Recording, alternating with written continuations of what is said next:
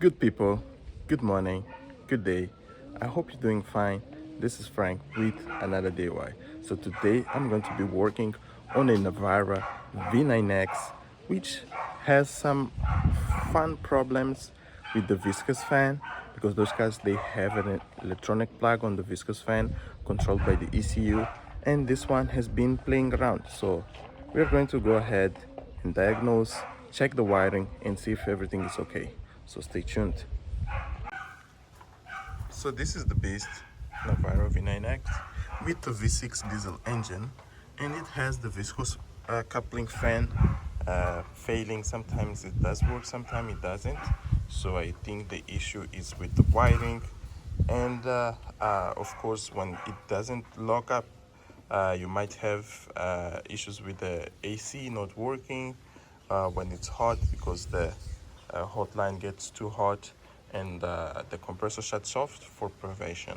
So my initial thought is to check the wiring, check if everything is okay. I already mapped it down what we need to do. Basically, we need to check on the plug of the ECU. We need to check continuity also on the IPD IR fuse box, connection box, and see if we have continuity and check if the wiring is working as it should. So you may ask how we actually went into the conclusion that the issue probably is related with wiring. Well, we usually scan our vehicles when we are about to work with them, and if you can see by the first error that you have there, you will see that we have that P0527 which actually relies on the speed sensor. So what we did actually was to run some tests and see some live data, which I will show you now, that allowed us to actually conclude that probably there might be an issue with the wiring or the viscous fan itself, but it was worth before we go ahead and buy the viscous fan, since it's a very expensive unit. We actually tried to check the wiring. So we started the engine while we were looking into some data stream.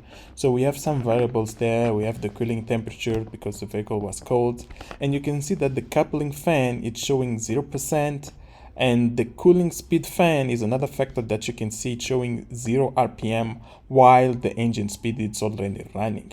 And one fun thing or one interesting part of this, you can see how the cooling fan coupling jumped from 0% to 100% while the cooling fan speed was 0 RPM while the engine speed was running. So basically this is how the error code was triggered.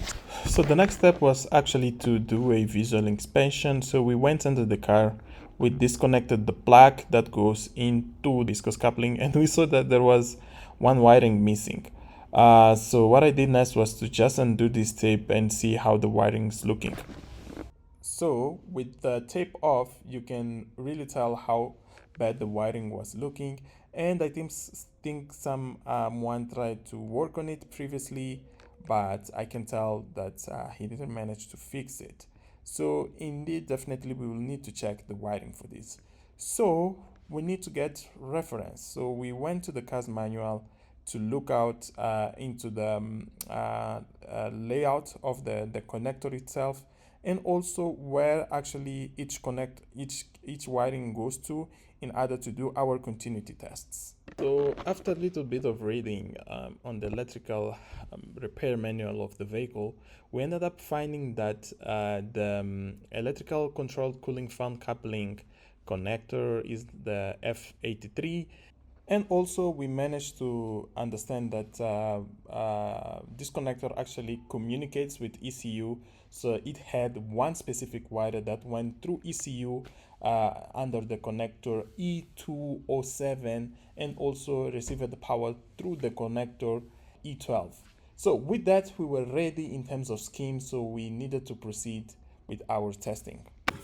So okay, good people, so now as you guys can see right there on the connector, I'm testing now the revolution signal, which has 5 volts from the ECU and connects to the pin 67 here on 6 ECU. So here we connected on pin 67, and we are going to go and check if pin position number 5 has continuity to that.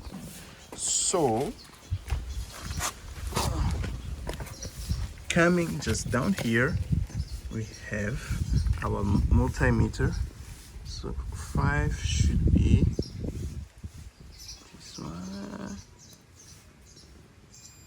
All right, so we have continuity on that line. So as you can see, it's beeping. So now let's keep digging. Now we want to take the number 4, which is 23. So 1, 2, 3, 4. All right, so as you guys are seeing there, we also have connectivity to number 4, which is good. So now we are checking continuity on the connector E12 number 9. The E12 is this one. So we want to check that against number 3. So one thing that I was forgot to mention, at that time I already had fixed the wiring, so you can see that all the colorings have been done and all the missing wires were already there.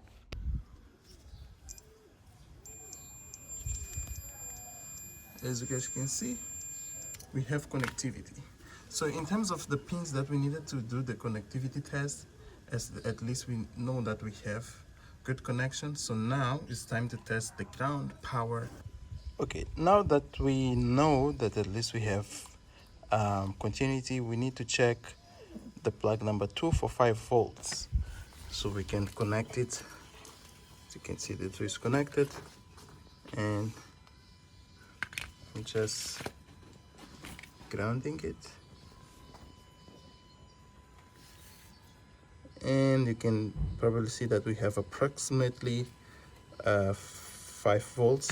So it means that we are good. So at that point, the only thing was missing was just to wrap up the wiring, connect everything, and just start up the car and see if everything goes as we are expecting. So this is how the wiring is looking, guys. As you can see, everything now it's just there, pretty. Okay, let's start her up.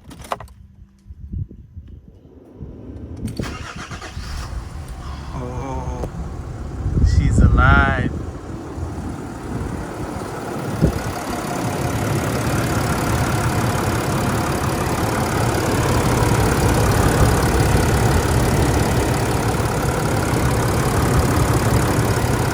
Sounding very healthy. No weird noises. Wow. Oof. So at the end of the day, all the struggling paid off. So now you can see that we do have the engine RPM. We also have the cooling fan RPM, and now you can see the cooling fan coupling changing the percentage of the fan as the ECU is requesting. So yeah, guys, so we managed to fix the issue and we avoided a bill of 585 euros just in the fan. So yeah, folks, that's it. I hope you guys enjoyed the video. If you did like, please do not forget to leave your comment, like, and subscribe. Cheers.